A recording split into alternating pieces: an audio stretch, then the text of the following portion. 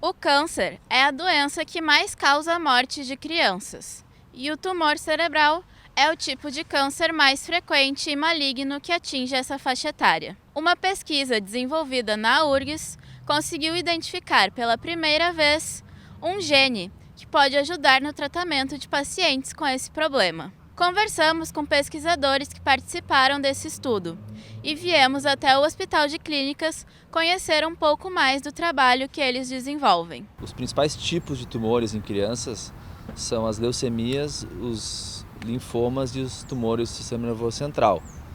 E entre os tumores do sistema nervoso central, o meduloblastoma é o mais comum, o mais frequente deles. O tratamento geralmente compreende uma combinação de técnicas, tá? A gente dá quimioterapia, que a gente injeta um líquido na veia do paciente e ele vai para todo o sangue, ele vai para todas as células. E também as outras formas de tratamento local, que aí é retirada do tumor, que inclui cirurgia com adição ou não de radioterapia naquela área operada. Hoje em dia a gente acaba tentando evoluir para outras formas menos agressivas, uma coisa extremamente importante em criança.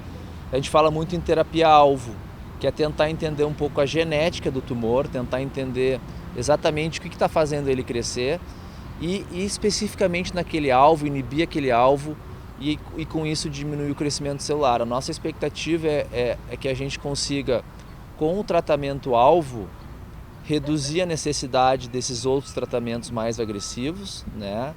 Melhorando a vida dos pacientes e melhorando as taxas de cura. O estudo ele se iniciou a partir do meu doutorado junto ao National Cancer Institute nos Estados Unidos, e eu estudei bastante epigenética. A gente pode identificar um gene de diversas formas, né? A gente pode fazer essas análises in silico através desses bancos de dados e identificar um gene que tenha alta expressão e esteja correlacionado com a sobrevida global do paciente. Se um gene está altamente expresso em alguns pacientes com meduloblastoma e ainda ele está correlacionado com uma menor sobrevida, então ele tem um potencial para ser um biomarcador. Então, como eu já vinha estudando os tumores pediátricos desde o doutorado, no pós-doutorado a gente decidiu fazer um projeto novo. E aí a gente formou hipóteses a partir da mineração de dados públicos de tumores de pacientes. E aí a partir desses dados públicos a gente conseguiu minerar um alvo biomarcador como hipótese. Nossa pergunta era, será que esse gene ele é importante para meduloblastoma?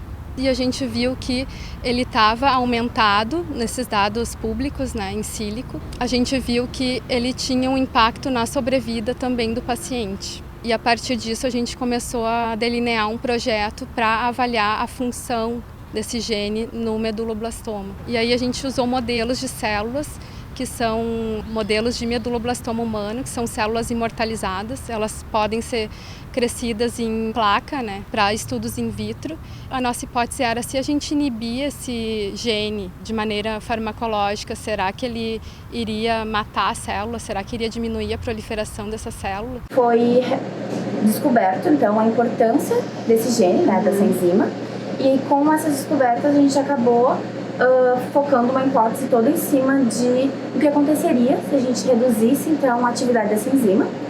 E foi isso que a gente fez. A gente acabou inibindo ela e, por sua vez, a gente viu a redução da viabilidade. As duas linhagens foram sensíveis ao tratamento. No entanto, uma das linhagens foi mais sensível ao tratamento e bem nessa linhagem tinha alta expressão desse gene. Poderia ser um biomarcador promissor, talvez no futuro, né, para um tratamento para meduloblastoma que é classificado especificamente nesse grupo molecular. Nós conseguimos realizar esse estudo e outros desse tipo graças a uma parceria que nós temos firmada entre a universidade, a URGS, o Hospital de Clínicas de Porto Alegre, onde fica sediado o nosso principal laboratório de pesquisa, se chama Laboratório de Câncer e Neurobiologia, e várias outras instituições. Uma muito importante é o Instituto Câncer Infantil, que graças a convênios também com a URGS e o hospital, nos fornece apoio para esse tipo de pesquisa. A doutora Bárbara Kunzler, que foi quando ela era aluna de doutorado, ela fez esse trabalho para a tese de doutorado dela.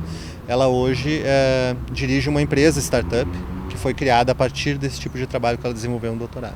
E além disso, nós temos uma rede de colaboradores internacionais, né, para estudo de câncer infantil cerebral.